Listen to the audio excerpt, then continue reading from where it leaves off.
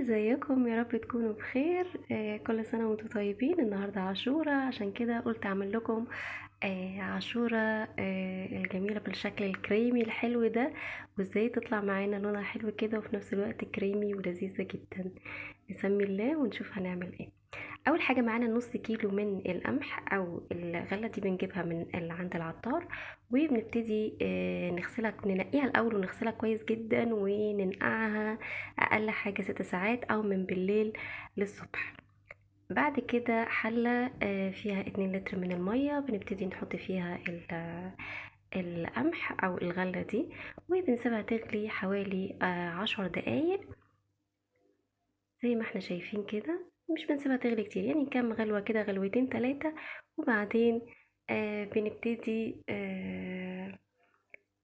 نطفي عليها ونغطيها ونسيبها لمدة ساعة علشان الحبوب بتاعة القمح او الغلة تبتدي تفتح معانا. انتوا زي ما انتوا شايفين كده هنا بتغلي معانا، وبعد كده هنبتدي نطفي عليها. اهم حاجة ان احنا لازم ننقي الغلة كويس او حبات القمح كويس جدا من اي شوائب او رملة او اي حاجة.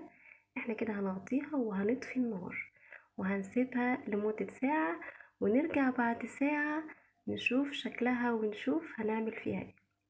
كده احنا خلاص كملنا ساعة. تعالوا بقى نشوف شكلها عامل ازاي وايه اللي حصل.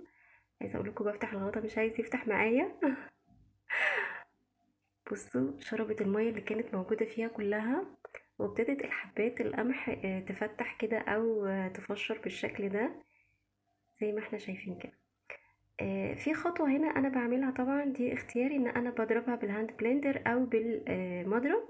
عايزه اوريكم بس الاول، نجيب معلقه واوريكم شكل حبات القمح بقت عامله ازاي. بصوا شايفين شكلها دي بعد ما غليناها غلوتين 3 كده، وطفينا عليها وسبناها في المية السخنة لمدة ساعة.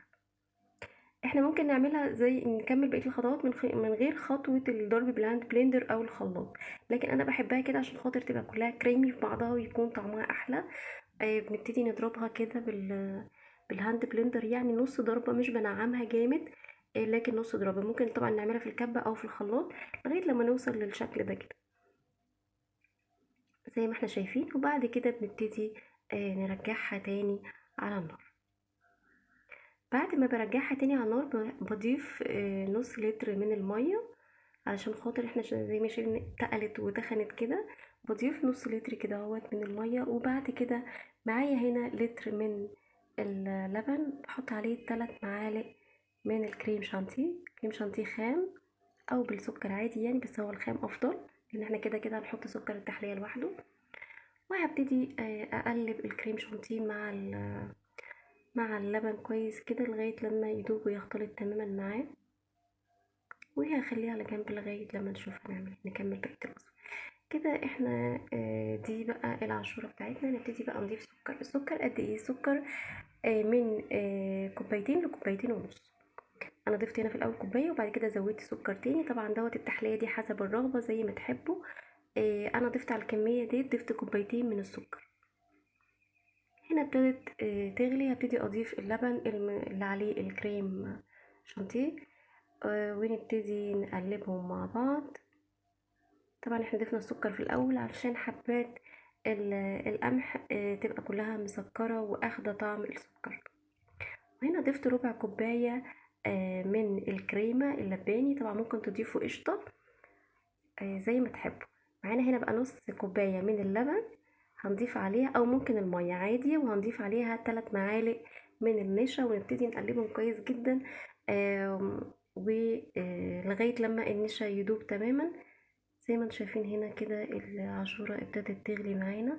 هنبتدي نضيف النشا ونقلبها، وطبعا بنكون حاطين في اللبن ده فانيليا. اول ما نشوف بقى الشكل ده، شكل البكبكه دي او البابلز دي كده، يبقى احنا كده خلاص تمام، العشوره بتاعتنا استوت.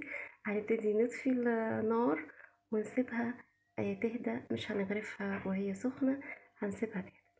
بصوا بقى شكلها عامل ازاي بعد ما هدت شويه، شكلها كريمي جدا جميلة قوي، ريحتها حلوة جدا وتحفة. بنبتدي نغرفها في الأطباق بالشكل ده لو هناكلها باردة أو لو هناكلها دافية زي ما تحبوا.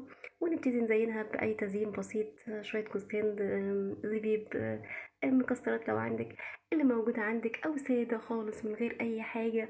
وصفة مغذية جدا وسهلة وبسيطة. أنا عايزة أقولكوا إن دي بس نص الكمية. يعني لو حبيتوا تجربي ممكن تجربي في ربع كيلو، إن هي بتعمل كمية كبيرة. ممكن تجربي في ربع كيلو بس من القمح او الغله. و هتديكي كميه حلوه جدا. اللي انتوا شايفين الكميه اللي قدامكم دي نص الكميه بس، ما كنتش كملت بقيه الكميه، ما غرفتهاش يعني.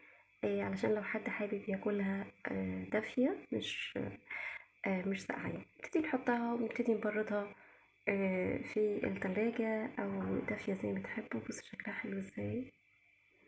وصفة من الوصفات المصرية الأصيلة، وصفة جميلة جدا. وصفة مغذية جدا. فيها طبعا ألياف كتير.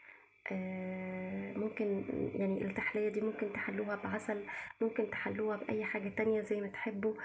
سكر زي ما انتوا عايزين، اللي انتوا عايزينه براحتكم اعملوه. بصوا طعمها تحفة. بصوا كريمي ازاي. شايفين الجمال.